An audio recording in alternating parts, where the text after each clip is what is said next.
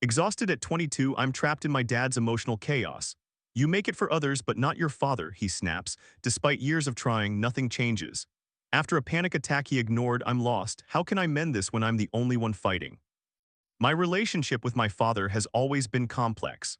I have spent years attempting to connect with him, demonstrate my love, and support him, yet it seems that no matter what I do, he is constantly looking for conflicts and is angry with me.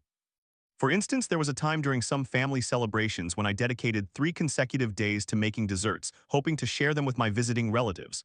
I even asked my father, would you like some? And prepared some for him first, but he repeatedly stated, I cannot, my stomach hurts. I understood that, but then when some guests arrived, he remarked, so there is no dessert for me, and you make it for others but not for your father. My mother tells me he is just kidding, but it does not feel that way to me. There is no smile or laughter to indicate it is a joke, and I am left guessing. To be honest, it does not seem lighthearted at all. This is how it always unfolds. He also ignores me frequently. I developed a habit of saying, listen, listen, or right, most of the time just to get him to acknowledge my presence, a fact that has been pointed out by others. It feels as though I am begging for his attention, and when I question him about his lack of listening, he responds with remarks like, you need all the eyes on you to talk, yet he still does not pay attention. It is exhausting. I simply want to converse with him as a daughter talks to her father, to seek advice, joke, and laugh. But he does not appear interested, and it is difficult for me to comprehend why, given that he listens to everyone except me. Additionally, I have had to assist him with his work many times alongside my older brother. When I was younger, I could let it slide since I could not really refuse, and I did not have many responsibilities back then. But I have matured and my brother has grown up too. I have my own life and tasks to manage, yet he would essentially compel me to help him. He would take my phone away to ensure I helped him, and upon returning home I could not do anything for myself because he would confiscate all my belongings and instruct me to sleep. The following day I would wake up and accompany him again regardless of my exhaustion. I swear if he were to say, I need help, or even just ask me to assist him without hesitation, I would gladly do so. To me, it is my duty to help my parents when I can.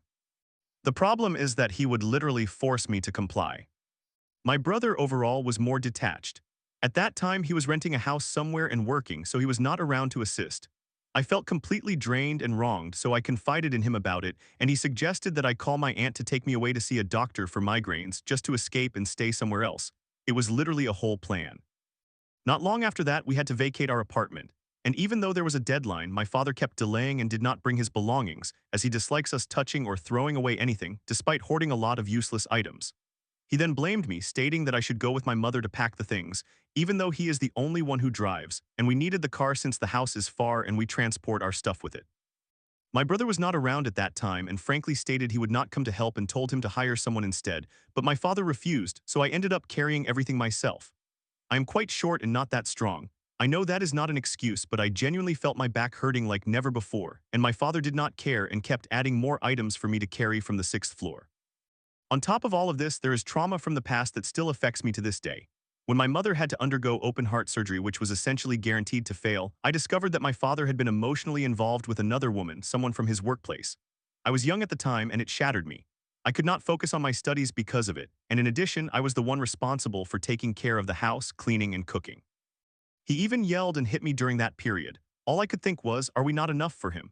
Thankfully, my mother survived, and I later learned that she was aware of the situation, but it was never truly discussed. My brother confronted my father once, and only because my dad was acting very harshly and made a comment about us not being worth calling his children. However, nothing significant changed after that, and life continued without us resolving this issue. That silence still deeply affects me, and I still feel resentment. I have attempted to move on by working on myself, but the pain remains, and at times, I feel like I am the one being blamed for everything. The most recent argument revolved around my brother giving me his phone, which I had wanted for quite some time. My father essentially twisted it into me hiding the phone from him, claiming that I am like his siblings who conceal things from him. He expressed confusion as to why we would think he brings misfortune upon us, stating that my mother and my brother share the same blood as my aunts and uncles, implying that we are just as bad as them. The issue is that my brother informed me he would give me the phone in front of my father, and I was not hiding it at all. When that argument started, I was in shock, struggling to breathe from crying, which had never happened to me before. I had difficulty inhaling and my mother rushed to my side, but my father simply left the room. My brother, who had been sleeping, woke up after listening for a while. He started speaking loudly for our father to hear and repeated many of the points I made, adding that even if we conceal things, that is precisely what he does himself. He exclaimed, I will buy and give you every device you want. Later, in my room, my brother pointed out that I do not listen when he and my mother tell me to ignore my father and to communicate with him only when necessary. However, I cannot just distance myself from my dad like that.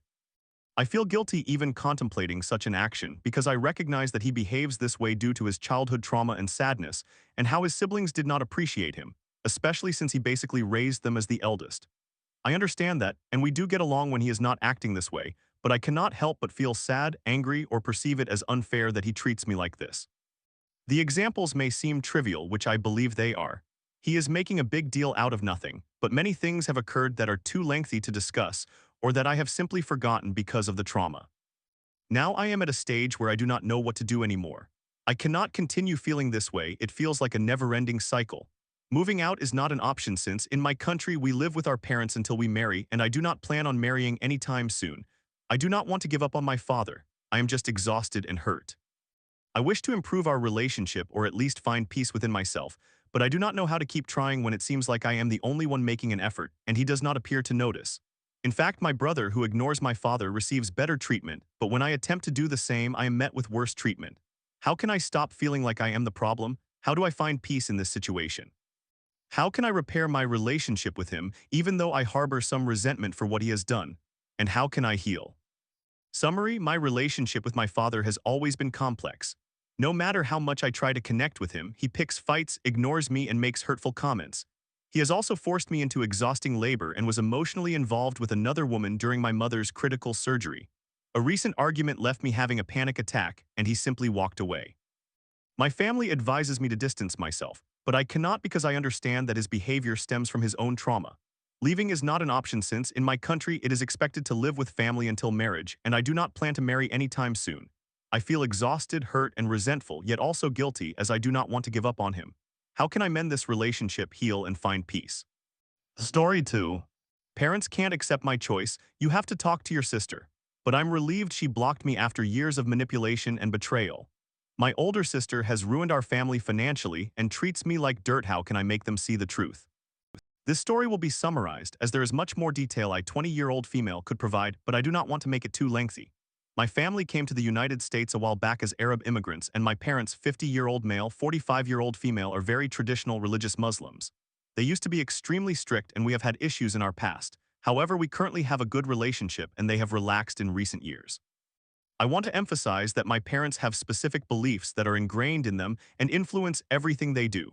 There are concepts that the average person considers normal that they genuinely cannot comprehend or understand, which can lead to many issues in our relationship.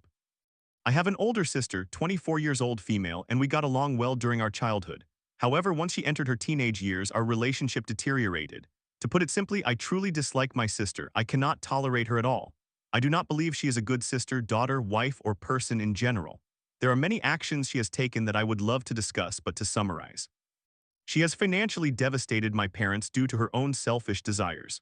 She has lied to my parents about crucial information so many times that I have lost count, manipulating my father's language difficulties to place him tens of thousands of dollars in debt to support her luxury lifestyle, placing credit cards and loans in his name. She loves expensive clothing, cars, makeup, jewelry, vacations, etc., and relishes bragging about these on social media, without disclosing that everything is financed by my parents and her husband, who remains unaware of many of the things I have mentioned. My parents, especially my father, have suffered significantly trying to deal with the constant discovery of her hidden debts that are solely connected to them. I have been the one to contact banks and other organizations to uncover these debts and attempt to rectify them. When confronted about all of this, she threw a tantrum, accusing them of never doing anything for her. They have financially supported her entire life, in contrast to my experience, which has left me feeling resentful. Currently, my father calls her every other day, pleading with her to make some payments as she continues to lie about everything to them. My entire family is enduring increased insurance rates due to her totaling multiple cars. She enjoys texting and speeding while driving, with all the vehicles paid for by my father, along with her demands that he continue covering her insurance. Only recently did my father refuse and cut her off from the insurance, and the tantrum she threw was so absurd and condescending that I genuinely could not believe it. She treats me and everyone around her poorly, as if we are beneath her. Her personality is unbearable, as she is a massive hypocrite who insists that people act how she desires or else she will belittle them while she acts in the exact opposite manner herself. She has spent years insulting me, my hobbies, my appearance, my tastes, and everything else whenever she has the opportunity. She has a habit of treating me as if I am not a person, speaking down to me, expecting me to abandon everything in my life to cater to her needs, taking my belongings that she deems unworthy to discard, pulling at me or my hair to get her way, expecting me to comply with all her requests immediately without comment, lying to me constantly, literally forgetting I exist and forgetting plans made with me that she initiated, gaslighting me into believing I am crazy and mentally unstable whenever I become upset with her rude remarks, and more. The aspect that frustrates me the most is her manipulation. She has consistently manipulated my parents into believing there was something wrong with me simply because I am a quiet person, or that I was the cause of issues in our relationship and resistant to nurturing our connection. In reality, when it was just the two of us, she would barely engage with me, insult or belittle me, ignore or forget my requests to spend time together, only speak to me when she wanted me to do something for her. But whenever we were in front of my parents or others, she would act kindly, questioning why I never spoke to her or visited her, offering backhanded compliments and more. To put it simply, in private, she treated me as if she despised me, and in public, she pretended to be the hardworking, benevolent, loving sister who had to endure her strange, selfish, antisocial sibling. We have had numerous significant arguments in recent months, and after a long rant, a tirade so deranged and delusional that it genuinely frightened me and my fiancé, she texted me after an incident between us, blocked me, and we have not communicated since except at a family event a few days ago where we were at best amicable. These reasons, along with many others, are why I no longer want a relationship with my sister. I have made efforts to talk with her and reach an understanding. I have tried to improve our relationship, and I have attempted many things, but a few years ago I realized how futile it was given her personality, so I surrendered. All I desire is for her to leave me alone. I do not wish to speak or interact with her, and I want her to stay out of my life while I will remain out of hers. I am pleased that she blocked me, as it finally provided me with a justification to give my parents for ceasing communication with her. The primary issue I face is that my parents cannot comprehend the notion of family members not maintaining good relationships and not speaking to each other. They believe that family is family, regardless of the circumstances, and that a family member can do anything and you still need to be friends with them.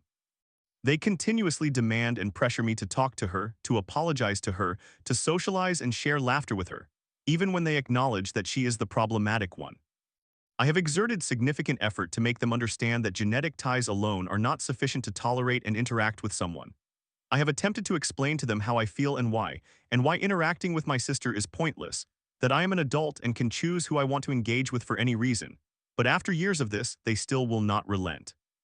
It devastates me when they implore me to apologize, because I genuinely feel like I am losing my mind, as if I am the only one perceiving her actions and behavior.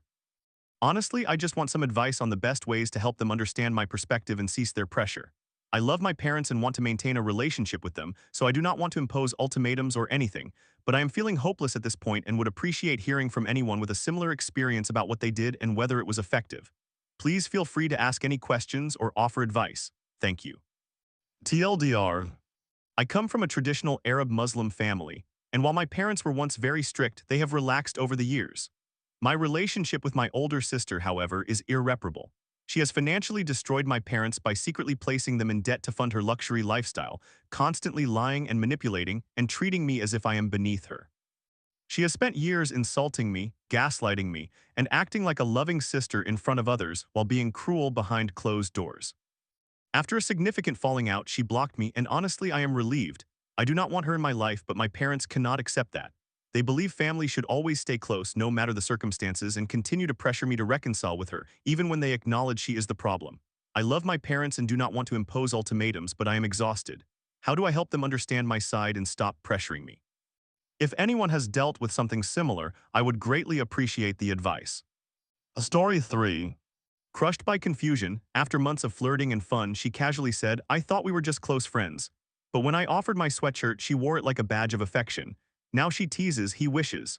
Does she like me, or is this all just a game?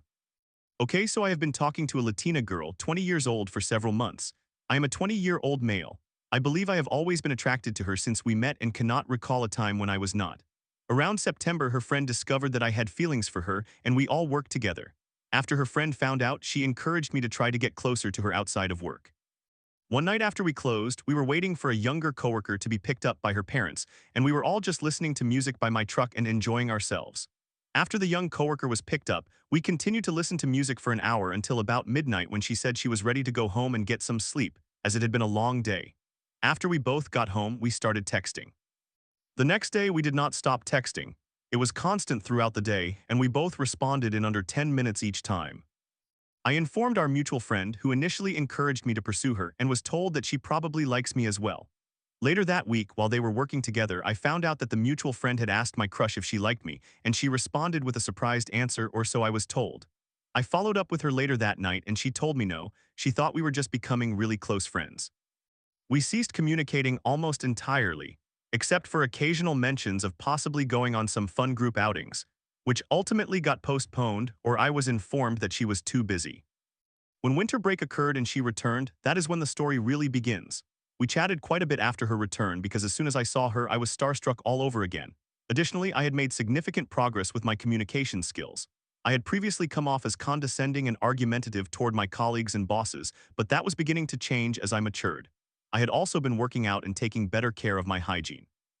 Our conversations were quite minimal for a while until one day, my friends informed me that a couple, a male aged 24 and a female aged 23, had just broken up. The girl was feeling quite down and asked if I could arrange something later that night to lift her spirits. So I attempted to organize a little party for that evening, only 5 hours later. I had at least 12 people confirm their attendance, but they all backed out at the last minute, a typical issue with party planning, you know. As it turned out, she would end up alone with about 5 guys, so I desperately needed some girls to attend. I leveraged my friendship with my crush, knowing that she would inevitably drop everything to help someone she knew was struggling, being a psychology major and all super caring, sociable, and a great talker. She showed up about an hour late. It turned out all the guys canceled too, so it was just me, my roommate, my crush, the upset friend, and a random friend she brought along. While not much happened at this party besides playing games and chatting, when we dove deeper into conversation, my crush made some hurtful comments toward me about causing problems in our work environment. After that, I assumed I had no chance with her. She needed to leave soon to prepare for work the next morning, so I walked her outside to her car before she departed. The other girls left as well, and I texted everyone to inform me when they arrived home safely. My crush texted me back once she got home. She expressed her gratitude for my care and support and apologized for her earlier remarks.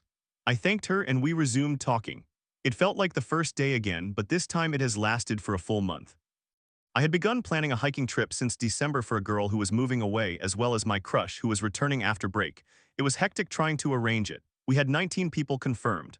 While planning it the week before, she mentioned that she did not think she could go because she would probably be too busy. I responded, "Hey, I can stop inviting you to things if you're just trying to politely decline." She assured me she genuinely wanted to attend but was indeed busy, so I believed her. A few days later, 3 days before the hike, I took a chance and said, "Hey, I'm pretty sure the hiking spot is only 20 minutes from your campus. You could make it if you wanted." She replied that she actually discovered she was not working, so she would definitely come. Not much occurred during the hike that was not typical of friends hanging out, except when I left my phone near her while I went to show my other friend something. She took 3 cute and goofy pictures of herself without telling me. A few days passed and we continued to chat constantly, always with quick responses. I attended a halftime party with coworkers. When she texted me for the first time since we started talking, she initiated a conversation by randomly asking if I had taken a coworker's jacket, which I had done accidentally. I asked her if she was going to the party. She asked who would be there, and I sent her a less than flattering photo that made it look like I was quite drunk. She arrived 15 minutes later, but she did not talk to me at the party at all. However, there was an after-party at the bottling alley. Her ride had disappeared, so I walked her out and held her hand as she was reasonably drunk. As I was escorting her to my truck so we could go to the next party, I found her ride and he took her instead, a married gay man aged 28. At the alley, she was learning how to bowl, but she was mostly just socializing. She leaned on a couple of our managers while talking, both of whom are in their 30s. Toward the end of the night, she sat next to me and leaned on my shoulder for a bit before we took some selfies together. She is truly adorable. When we were leaving the bowling alley, I went to show one of my friends the speaker I had placed in my truck. Upon returning, I noticed she was wearing my sweatshirt, and that is when I realized I had forgotten it. She did not even know it was mine and tried to take it off.